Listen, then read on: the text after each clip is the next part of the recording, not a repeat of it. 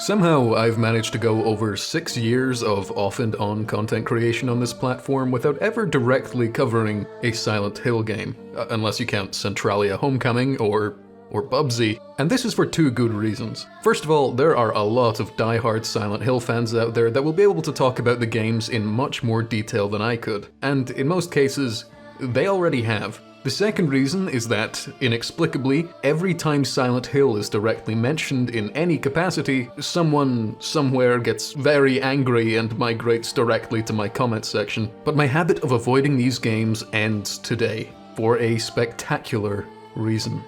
Konami sent me a key for the new entry, Silent Hill F, and now I think I have to cover it, or they'll put me in the fog dimension, and I don't fancy going back to Aberdeen anytime soon. So here we are, Silent Hill F. And only a few weeks late. This is perhaps the most unique entry the series has ever seen, so there's a lot to talk about.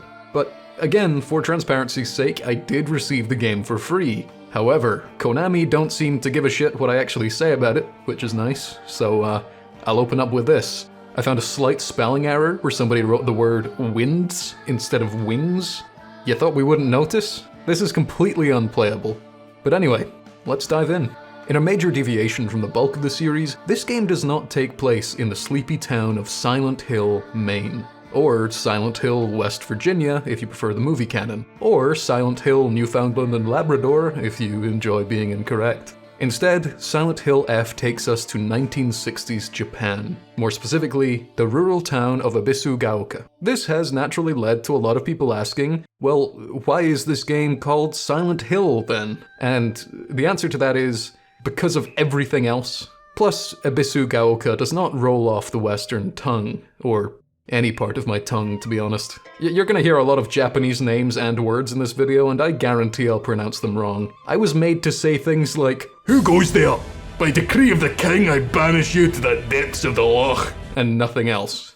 We take the role of Shimizu Hanako, a high school student who simply does not have a good time whatsoever throughout the entirety of the game, as you'd likely expect. At the start, we're introduced to her very unfortunate family dynamic. She's shown to have an abusive father and a tragic mother who, while also being a victim in herself, does little to aid Hinako's situation and appears to actively make it worse. The only family member Hinako seems to like is her sister, Junko, who has unfortunately left home after getting married. An interesting detail is that, at the start of the game, you don't see the father or sister's face, and you only see the mother's face blurred in the background.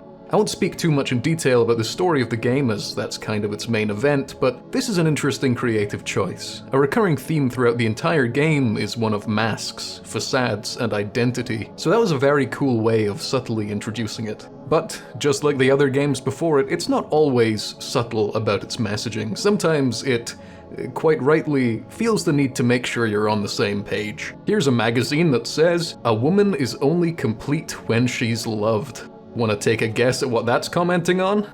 That's right, climate change. The game is very enthusiastic in letting you know that this is meant to be an accurate and not romanticized representation of the culture in Japan at the time. And it's nice to see it not shy away from the more deplorable aspects in that regard. And believe me, they go pretty goddamn far with it. A major aspect of Hinako's story is, and don't worry, this is not a major spoiler as it's mentioned almost immediately, that she does not feel feminine, or like a woman in almost any regard. Which is a really strange thing to dissect from today's perspective, because nothing she is or does is particularly radical. She just has, like, a platonic male friend and is somewhat independent, but seemingly back then that was unheard of and fucking crazy. Between the themes of this and Silent Hill 2, we get a whole spectrum of misogyny to feel terrible about.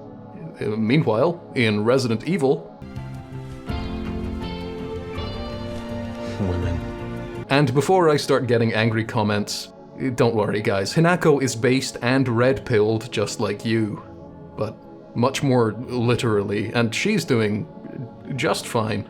Real men drink Otori beer. There's a really nice journal section with drawings of each of the major characters and some wonderfully personal descriptions of each. Hinako isn't as obfuscating as someone like James Sunderland is, and that is very refreshing. Describing her mother as pitiful is a little brutal, but understandable given the circumstances. Interestingly, the drawing for her sister is a little warped. Hinako easily comes first place in my journal drawing rankings, Arthur Morgan being second, and John Marston being a very, very distant third. Anyway, something that was a bit of a shame is that all of the main characters are high school kids, so it's kinda clear from the get-go that they're not in any real danger. Oh god, never mind. I guess I should have expected such brutality from this series, given that they'd already done a whole game with Heather Mason, another high school age girl. And then there's that really uncomfortable 15-minute long scene where Laura repeatedly curb stomps James Sunderland in the Silent Hill 2 remake. But yeah, they don't shy away from putting these kids through some pretty horrific situations. Way worse than almost any other Silent Hill protagonists, in my opinion. Genuinely, some of the largely implied but partially shown torment that goes on is nauseating. There's one section which is absolutely some of the most horrible shit I've ever seen in any game. I'm talking Martyrs level awful. I felt physically sick watching it, and that takes quite a bit these days, so good job lads. You beat sad Satan in that regard. And that's just the physical horror. There's plenty of emotional turmoil as well. So much of this game is so sad. There's a section with the character Sakuko which was particularly crushing. I haven't felt such a physical sensation of guilt in a game since maybe ever. In real life, it's a different story. I recently had to remind a local cat that he did not live in my flat, and therefore I had to politely turn him away from the door. I was inconsolable. And in terms of horror, I think this is where the game really thrives. As you'd expect from Silent Hill, so much of it is psychological or focused on discomfort rather than in-your-face scares. In fact, in the moment-to-moment gameplay, I'd go as far as to say that it's the most mild of the Silent Hill games I've played. I've rarely felt the dread that something like Silent Hill 2, 3, or even something like PT gave me. A lot of that comes down to the main gameplay mechanics, which I'll talk about in a bit, but for now I want to talk about more of the great horror aspects. One of the things which I felt particularly affected by was a note which shows that one of the central characters is dissuaded by her mother from mentioning the voices that she's starting to hear, with her mother attributing it to a quirk of puberty. In reality, your teen years are when a lot of mental illnesses begin to manifest. I would know, that's when I became plagued with OCD symptoms. This maybe isn't horror per se, but it's a distressing thing to think about. It's easy to say, well, it was the 1960s, they didn't know much about it back then, but truthfully, it's only been in the last decade or so that the general population seems to have accepted a lot of the realities of mental illness. And even then, things like schizophrenia, OCD, BPD, bipolar disorder, and countless others are still massively misunderstood and stigmatized. Maybe the horror here is realizing that this relic of history isn't as much of a relic as we'd like to think. Sorry for getting a bit serious there, maybe that was a bit too Silent Hill for the room. What the fuck is this giant head thing? The enemy designs at large are very in line with the rest of the series, but with some very cool roots in Japanese folklore, I think. Like with these slit-mouthed mannequin women. I believe these are based on the, and again I'm sorry for my pronunciation, Kuchisake Onna, the slit-mouthed woman that asks if you think she's pretty. And the Kuchisake Onna has one of the funniest images I've ever seen on Wikipedia. It's a diagram showing how interactions with her are meant to go. Asks, "Am I pretty?" No. Kills you with scissors. Other enemies in the game range from doll beasts to scarecrow kids, and can I show this one on YouTube? And they are pretty disturbing in their own right. Like I was saying earlier, the moment-to-moment gameplay didn't scare me tremendously often, but some of the areas certainly put me on edge. The second time you go to the Dream Realm or Otherworld or whatever you'd like to call it, they use such subtle sound design to keep you on your toes. Occasional metal clanking in an otherwise almost silent setting is certainly off-putting, but that coupled with the immense restraint they show here is doubly so. They have these little sections where you need to crouch under shelves or slip between walls where you lose control of your character for a few seconds. And there would have been such easy times to jump scare us or throw us into a combat encounter, and yet they don't. Most of the time. I feel like every game in the last 15 years or so has had the clamber through a tight space mechanic, and I don't know why. I reckon they're hiding loading screens in there, but I can't prove it. Oh, yeah, I should have mentioned, there's a dream world, or other world, and it's a bit like the ones in prior Silent Hill games, but it's much less tied to reality than them. Where they would usually be perverted versions of existing places in the older games, here it seems to be its own distinct plane, but with elements of existing places occasionally mashed in there.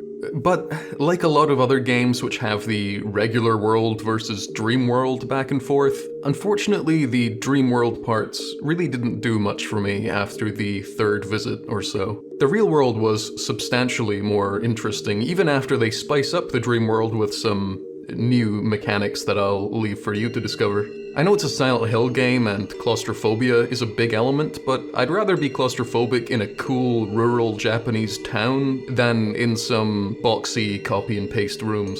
The real world is where you get the more grounded discomfort, like with these radios that play ominous audio messages every so often. There was one I found which held potentially the most cringe gaslighter extraordinaire speech. A guy saying things like, "I'm the only one who understands you," etc., to presumably a girl. That shit makes my skin crawl. The real tragedy here is that there are people living through that kind of interaction right now and won't realize how truly awful it is and how it can often lead to very controlling and isolating relationships until they find a very similar situation occurring in Hell World. And by now you've probably noticed all of the red.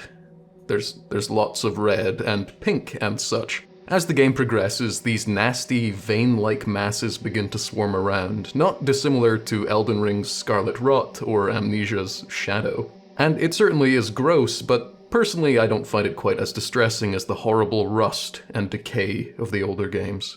They do go a little bit overboard with the red. There's such a thing as too much of a scary thing. It loses quite a lot of its punch as the game goes on and instead becomes a bit of an eyesore. Unlike this scary old tree. I like this scary old tree. It reminds me of a spooky forest. Please comment, I live in a scary forest. Eek! If you agree. TY. And then there's that one thing that we all find scariest. Potential anachronisms. I found a drawing of a car in the school section of the game. Is this what cars would have looked like to middle schoolers in 1950s/early 60s Japan? I don't know. I don't really give a shit either, to be frank. Midnight motorist looking son of a bitch. Talking of anachronisms, I found this little globe. And looky here. South Sudan, as I live and breathe. But now, I can't really put off talking about one of the larger elephants in this room. The gameplay. If you've been following the game's development and community speculation, you may have heard that it's a Souls-like. As in, like Dark Souls. Hell, someone in my Dark Souls video from a couple weeks ago said, if Silent Hill F is horror, then yes, so is Dark Souls. And I'm totally normal about that comment. But here's the thing. It's not a Souls-like. And this is coming from the guy who says Amnesia the Bunker is a granny-like. What are the similarities between this and Dark Souls? Third-person combat with a dodge and some kind of parry system? If that's the qualifier, I adore the Souls-like series of Mafia. Silent Hill F lacks the level design, open-world map, checkpoint system that respawns enemies, hub areas, enemy health bars, independent NPC quest lines, build varieties, and basically everything else that isn't just third-person melee combat with a stamina bar. Sure, it's got some very basic RPG elements that are shared by thousands of other games, and it's a bit more combat-forward than the other games in the series, but come on guys. Jedi Fallen Order is contentious as a Souls-like. Personally, I don't think it qualifies, and it's leagues closer to Dark Souls than this is. That all being said, the combat is still a very notable deviation from the previous Silent Hill games, and unfortunately, it's one that I feel hinders the game's potential. So, when I started the game, I let my ego take the wheel and I chose hard difficulty for combat and Lost in the Fog difficulty for puzzles. The two hardest options available at the time. Would I come to regret that? Yes. But not because it was too difficult to complete. I made it around halfway through the game on hard gameplay before I changed it. Not out of necessity, but out of frustration. Ultimately and unfortunately, the combat is far and away the worst part of the game for me. I understand they were trying something new out, but it felt a little undercooked, if not very ambitious. It's pretty straightforward to understand. You get a light attack, heavy attack, and special charged attack, plus a counter attack that lets you interrupt certain moves, and an incredible 2-meter light speed dodge that easily earns Hinako the title of the most physically able Silent Hill protagonist of all time. There's also a slow motion thing you can do to charge your special attack or get longer windows on the counter attacks, but it's at the cost of your sanity. As in, a resource called sanity. I'm not being a snide 2013 game reviewer. And all this sounds fine, if not a little much for a series that is famous for having combat that looks like this. But the attacks that can be countered appear arbitrarily chosen. The wind-up on a lot of the enemy attacks are borderline non-existent, the combos do enormous quantities of damage to you, a lot of the areas aren't fit for the type of enemy they throw at you, which can lead to things like the camera clipping out of bounds, and when enemies are or aren't staggered is pretty inconsistent too. Plus, all the attacks that can be countered have this little chromatic aberration effect going on, and that has two faults. It has such a short opening unless you're using the focus mode that it feels pretty similar to a Dark Souls parry but without the partial block for failures. And this is an Unreal Engine 5 game, so everything has a slight visual ghosting effect going on anyway, so it can be kinda hard to see the chromatic aberration even if you are looking for it. Then there's the boss fights, which are really a mixed bag. Some of, if not all of the major bosses, have effectively one-hit combos that ruin what is otherwise a fun encounter, which is especially irritating given that the encounters are quite long. I know it was my fault for choosing hard difficulty, but hard doesn't usually equate to frustrating, just challenging. Call it a skill issue if you like, but if you're saying skill issue in regards to a Silent Hill game, then I fear there were a series of irreversible skill issues in your upbringing. I said this in my last video, and I'll simply replay that clip because I'm immensely lazy.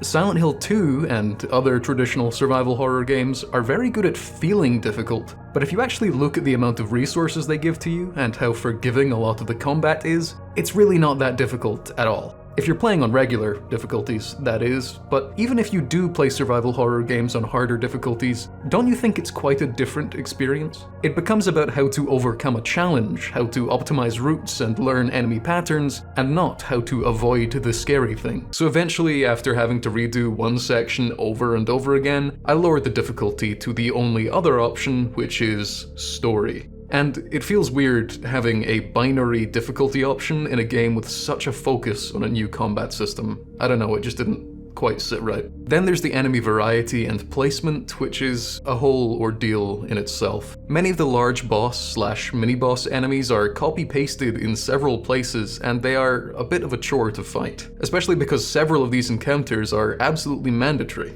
Like I said, the new approach to combat is very ambitious and could be cool, but it's hampered by a lot of strange design choices and oversights. And also, just a side note, not specifically about this game, but seemingly all modern games with melee combat, grab attacks are not fun. Does anyone enjoy grab attacks? Nothing makes combat more fun than a 5-second unskippable humiliation ritual. And that's coming from a guy who makes several much longer humiliation rituals every year. The puzzles, on the other hand, are much more pleasant in my eyes. Even at the highest difficulty of Lost in the Fog, I didn't have any absolute roadblocks. Mostly because you can brute force a lot of the puzzles, but that only happened to me once. I'm not sure how it is in the lower difficulties, but some of these really make you think outside of the box. Or, on the other hand, they make you think super literally. There's an odd but pleasant balance to it. The only thing I'd note is that quite a few of the puzzles require outside knowledge to complete. Some are quite basic in that regard, but there's one where you have to identify sakura blossoms out of a series of other plants, which sounds easy, but gets hard when you realize that sakura's most well-known feature is that they are pink, and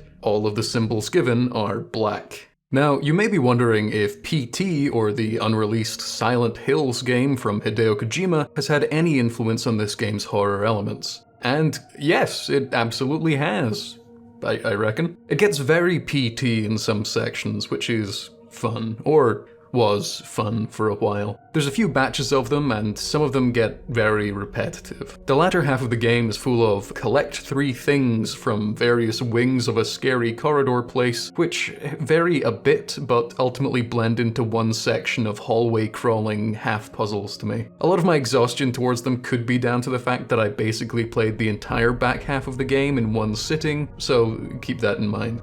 And talking about the latter half of the game, unfortunately, in terms of story, gameplay, and weirdly, frame rate, the last third or so of the game kinda lost me. It feels like the game ends like 15 times, and when it does actually end, I was taken aback by how much of a relative anticlimax it was. But granted, that's only for one of the game's endings, and I got the most basic one, from what I could tell. In fact, skip ahead to the time on screen if you want to avoid some minor spoilers, but after looking deeper into it, apparently you can only get one ending on your first playthrough. The game is built to be replayed, which is fine. Some of the other Silent Hill games have also had New Game Plus specific endings, maybe they all have, but to lock us out from all but one ending on the first cycle is strange. I don't know how to feel about that. Especially considering the game does a lot of things to make it seem like you're making choices throughout.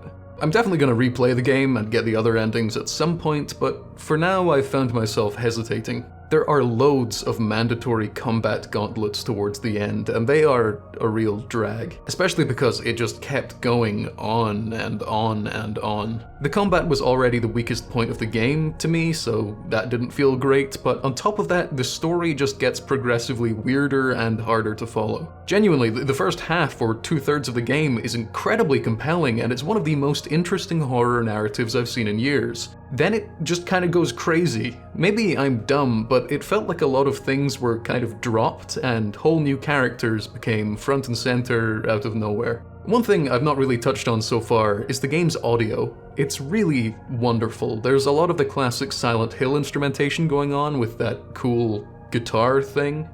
Is that a guitar?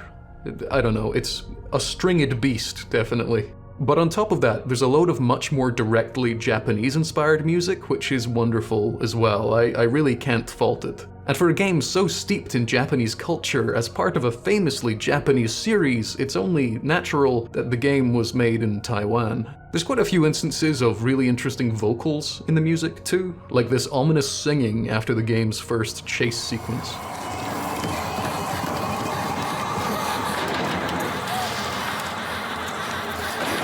Which is a wonderful contrast to the actual chase sequence, which plays shockingly like a Crash Bandicoot level.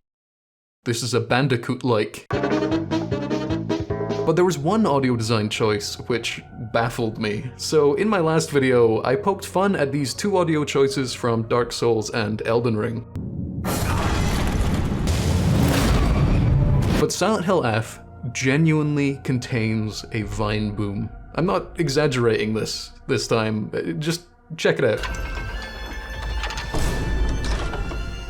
That's insane, but there is an outrageous guitar shred that goes on in the credits, which kind of offsets that. Now, I have criticized the game a lot, especially regarding the combat, but I must emphasize I had a really good time with Silent Hill F. The atmosphere, narrative, writing, vocal performances, and visuals are, for the most part, fantastic. They did especially well with the character Rinko. Holy shit, she is the most dislikable entity ever. And that's all I've got in terms of structured notes, so the rest of the video is going to be the reckless mass of misfit points that I couldn't fit in elsewhere, so let's get to those.